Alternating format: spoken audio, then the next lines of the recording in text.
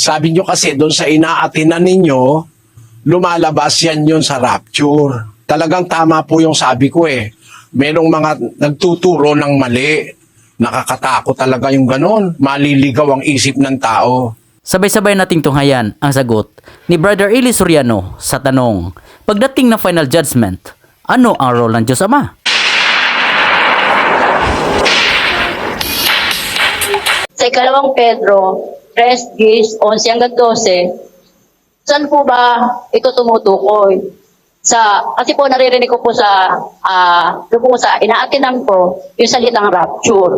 Sabi po dito sa ikalawang Pedro, yung pong nabasa ko sa 3:11-12, po ba ang magiging role ng Diyos Ama pagdating na po ng final judgment? Yun lang po at marami pong salamat.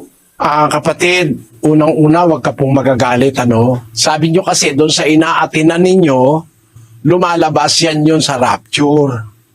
Talagang tama po yung sabi ko eh. Merong mga nagtuturo ng mali. Nakakatakot talaga yung ganon. Maliligaw ang isip ng tao. Basahin po natin yung 3 hanggang 12 ng ikalawang Pedro. Datapwat darating ang araw ng Panginoon na gaya ng magnanakaw, na ang sangkalangitan sa araw na iyan ay mapaparam na kasabay ng malaking ugong, at ang mga bagay sa langit ay mapupugnaw sa matinding init, at ang lupa at ang mga gawang nasa lupa ay pawang masusunog. Yamang ang lahat ng mga bagay na ito ay mapupugnaw ng ganito. Ano ngang anyo ng mga pagkatao ang nararapat sa inyo sa banal na pamumuhay at pagkamaawain na ating hinihintay at pinakananasa ang pagdating ng kaarawan ng Diyos, na dahil dito'y ang sangkalangitan na nagniningas ay mapupugnaw at ang mga bagay sa langit ay matutunaw sa matinding init. Alam mo po kapatid na Loliana, hindi lang po yung inaatinan mo ang may maling paniniwala tungkol dyan. Alin po ang totoo? Dito ko nga sinasabi, baka sabihin nang aatake ako eh, no? Pinukumpara ko lang yung sinasabi ng iba sa sinasabi ng Biblia. Kapatid, pagbalik ni Kristo, hindi naman siya magpapakita agad eh. Akala nila, pagbalik niya, magpapakita siya. Hindi po. Pagbalik niya, meron siyang pagbalik na sinasabi na hindi naman siya pupunta sa lupa. Bababa lang siya sa langit, susunduin niya yung maliligtas. Yun yung rapture na sinasabi ng ibang iglesia. Unang Tesalonica 4:16. Sapagkat ang Panginoon din ang bababang mula sa langit, na may isang sigaw, may tinig ng arkanghel, at may pakakak ng Diyos, at ang nangamatay kay Kristo ay unang mga bubuhay na mag-uli. Kung magkagayon, tayong nangabubuhay na nangatitira ay aagawing kasama nila sa mga alapaap, upang salubungin ang Panginoon sa hangin, at sa ganito'y sa Panginoon tayo magpakailanman. Yon. Yung namatay kay Kristo, babuhayin yon. Tapos yung mga buhay na natitira, kasama yung mga binuhay sa patay, aagawin, sasalubungin sa alapaap. Yun po yung rapture na sinasabi. Kasi sa Ingles, ang pagkasabi doon, shall be caught up in the air. So hindi po bababa sa lupa si Kristo, kundi magsasalubong doon sa alapaap. Yung inagaw o yung ni-rapture at si Kristo magsasalubong doon, hindi siya bababa rito. Hindi pa siya papakita noon. Meron pang ibang pagpapakitang sinasabi sa Biblia. Ngayon, pagka nabuhay na uli yung mga nabuhay sa unang pagkabuhay na maguli, ano po ang kasunod? 24 hanggang 5 ng Apokalipsis. At nakakita ako ng mga luklukan, at may mga nagsisiluklok sa mga ito. Sila'y pinagkalooban ng paghatol. At nakita ko ang mga kaluluwa ng mga pinugutan ng ulo dahil sa patotoo ni Jesus at dahil sa salita ng Diyos, at ang mga hindi sumamba sa hayop o sa kanyang larawan man, at hindi tumanggap ng tanda sa kanilang noo at sa kanilang kamay. At sila'y nangabuhay at nagsipagharing kasama ni Kristo sa loob ng 1,000 taon. Pagkatapos po nung pagkabuhay nung mga kay Kristo, maghahari sila sa loob ng 1,000 taon pa. Eh di hindi pa mawawasak ang lupa. O katunayan, kung itutuloy natin sa 5. Ang mga iba sa mga patay ay hindi nangabuhay hanggang sa naganap ang 1,000 taon. ito ang unang pagkabuhay na maguli. Ang unang pagkabuhay na maguli, yung sinasabi ni Pablo na gagawin yung rapture, aagawin. Yung namatay kay Kristo, unang mabubuhay na maguli. Pagkaraan pala nung unang pagkabuhay na maguli, may 1,000 taon pang mangyayari. Merong susunod pang pagkabuhay. Pagkaraan ng 1,000 taon. Ano mangyayari sa 1,000 taon? Maghahari kayong mga namatay kay Kristo na yon, yung mga pinugutan ng ulo dahil kay Kristo, sumunod sa salita ng Diyos, binuhay sila, tapos naghari sila kasama ni Kristo sa loob ng 1,000 taon. Kaya ganito po ang conjugation. Halimbawa, bukas po dumating ang pag-agaw o yung rapture. Mula bukas, magbibilang ng 1,000 taon, bago pa mabubuhay yung mga susunod na mabubuhay na mga patay. Ganun po. Pagkatapos po noong 1,000 taon, meron pang kaunting panahong nalalabi ang mundo. Hindi 1,000 taon, tapos na agad. Kundi, ang sabi doon sa 20 ng Apokalipsis, versikulo 3. At siya'y ibinulid sa kalaliman at sinarhan, at tinatakan ito sa ibabaw niya, upang wag nang magdaya sa mga bansa, hanggang sa maganap ang 1,000 taon. Pagkatapos nito, ay kailangang siya'y pawalang kaunting panahon. Tamo kapatid, yung palang 1,000 taon na maghahari yung mga nabuhay kay Kristo, yung pala 1,000 taon namang nakakulong si Satanas.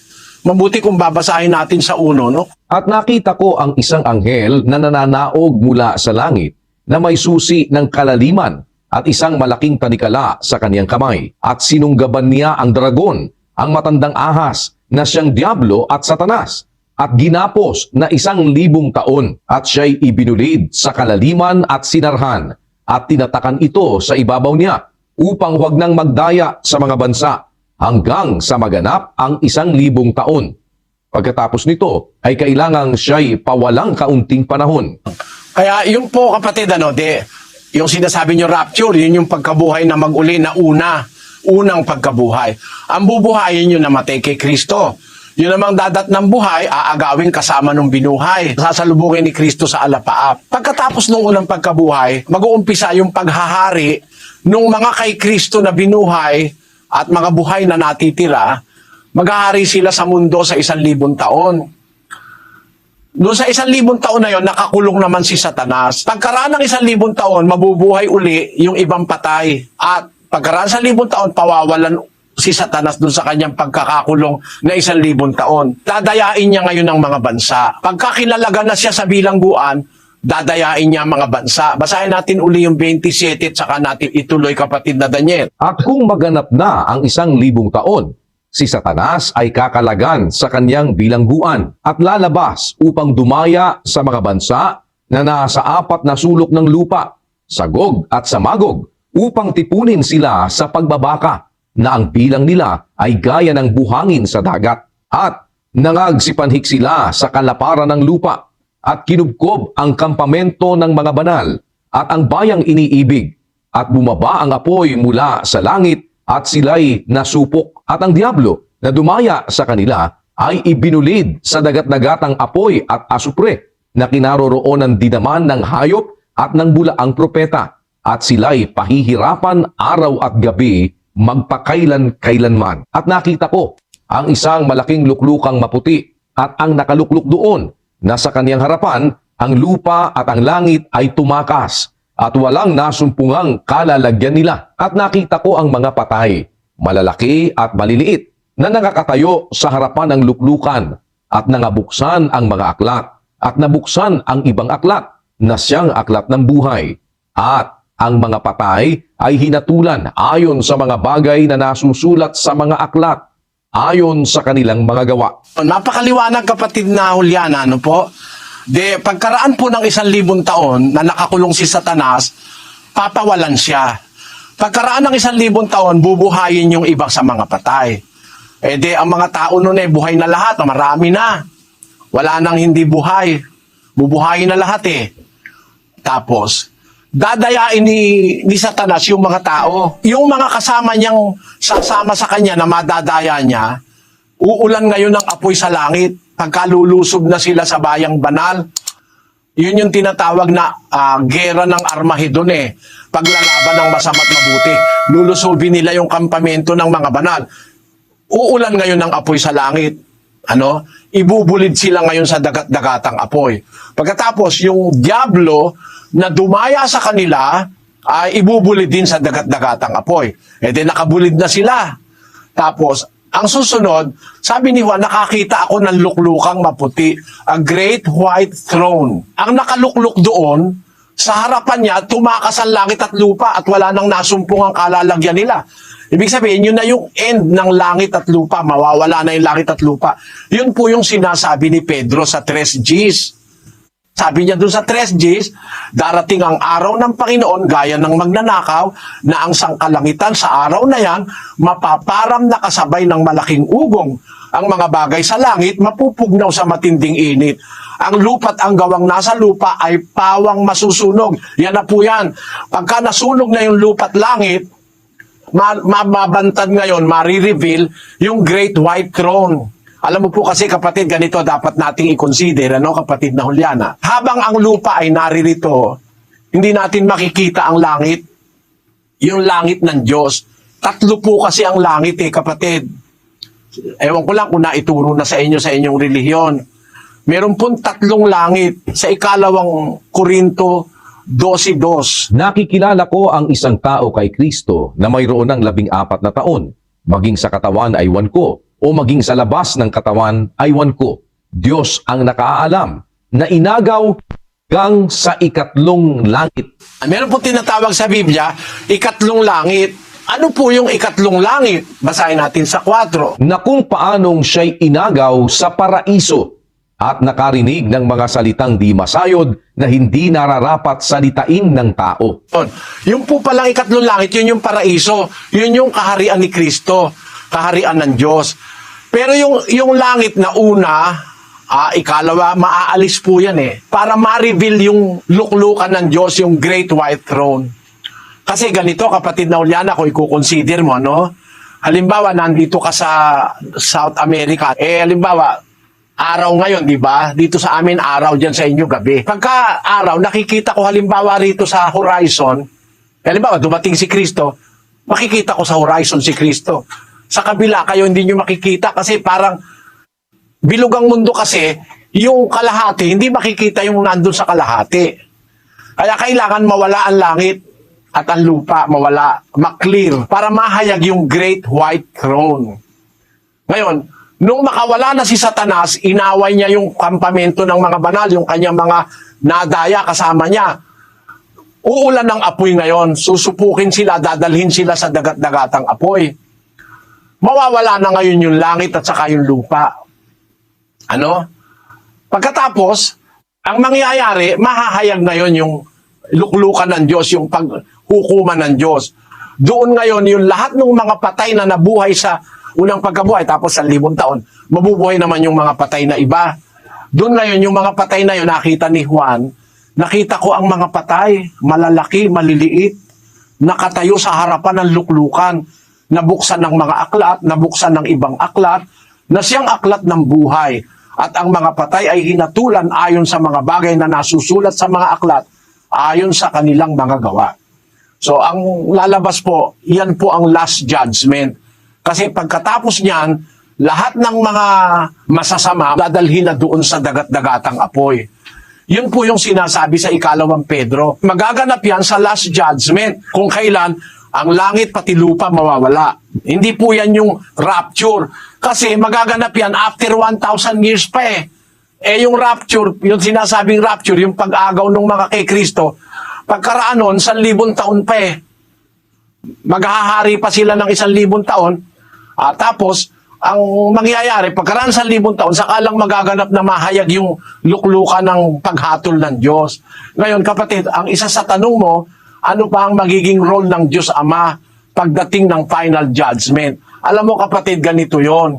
Si Kristo ay andun sa judgment seat ng Diyos no?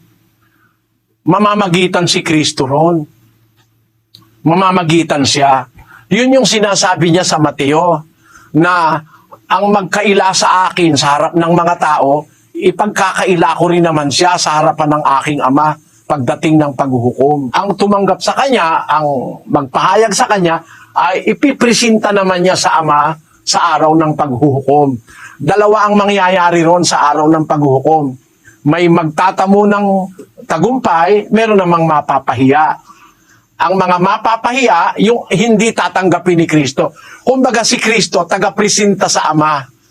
Yun ang araw ng paghukom. Siya magpipresenta nung maliligtas, siya rin ang magpipresenta nung mga nagsigawa ng masama. Ayon. Basahin natin ang 10:33 ng Mateo. Datapwat, sino mang sa akin magkaila sa harap ng mga tao, ay ikakaila ko naman siya sa harap ng aking Ama na nasa langit. Pero araw na darating na pag ipinagkaila mo si Kristo, ayaw mo siyang tanggapin. Sa harap ng Ama, ikaw naman ang ikakaila niya. Pakinggan nyo sa 7:22 ng Mateo. Marami ang magsasabi sa akin sa araw na yaon, Panginoon, Panginoon, di ba ga nagsipanghula kami sa iyong pangalan? At sa pangalan mo'y nagpalayas kami ng mga demonyo? At sa pangalan mo'y nagsigawa kami ng maraming gawang makapangyarihan? At kung magkagayoy, ipahahayag ko sa kanila, kailan may hindi ko kayo nangakilala, magsilayo kayo sa akin, kayong manggagawa ng katampalasanan. Noon, magsilayo kayo sa akin. Sa araw na yon, sa araw ng final judgment, kayong manggagawa ng katampalasanan. Ba't niya pinalalayo? Saan niya pinapapunta? Sa Mateo 25:41. Kung magkagayoy, sasabihin naman niya sa mga nasa kaliwa, magsilayo kayo sa akin, kayong mga sinumpa at pasaapoy na walang hanggan na inihanda sa dyablo at sa kanyang mga anghel. Lumayo kayo sa akin. Ano ibig sabihin nun? Pumunta kayo sa apoy na wala hanggan. Yun po, kapatid. Kaya sa final judgment, magkasama ang Ama saka si Kristo. Ipinipresenta ni Kristo sa Ama yung mga kumilala sa Kanya. Itinataboy naman niya sa harapan ng Ama para pumunta sa dagat-dagatang apoy yung mga hindi kumilala sa Kanya. Meron pa po kayong duda ron, kapatid na Juliana? Ngayon ko po naunawaan na ang ating Panginoon Kristo pala ang magpipresenta. Bali po, ang mangyayari po pala sa final judgment, yung Ama ang hahatol po ba? Opo. Alam nyo, ang Diyos po kasi, ang Ama may final say eh. Meron siyang final say o yung kumbaga siya ang Korte Suprema eh. 15:24 ng unang Korinto. Pakinggan mo, kapatid. Kung magkagayoy, darating ang wakas, pagka ibibigay na niya ang kaharian sa Diyos, sa makatwid bagay sa Ama. Pagka lilipulinan niya ang lahat ng paghahari at lahat ng kapamahalaan at kapangyarihan, sapagkat kinakailangang siya'y maghari hanggang mailagay niya sa ilalim ng kanyang mga talampakan ang lahat niyang mga kaaway. Ang kahuli-hulihang kaaway na lilipulin ay ang kamatayan, sapagkat kanyang pinasuko ang lahat ng mga bagay sa ilalim ng kanyang paa. Datapwat kung sinasabi, ang lahat ng mga bagay ay pinasuko, ay maliwanag na itinangi yaong nagpasuko ng lahat ng mga bagay sa kanya. At kung ang lahat ng mga bagay ay mapasuko na sa kanya, kung magkagayoy, ang anak rin ay pasusukuin naman sa nagpasuko ng lahat ng mga bagay sa kanya, upang ang Diyos ay maging lahat sa lahat. Gusto ko po pakinggan mo itong talatang ito, no?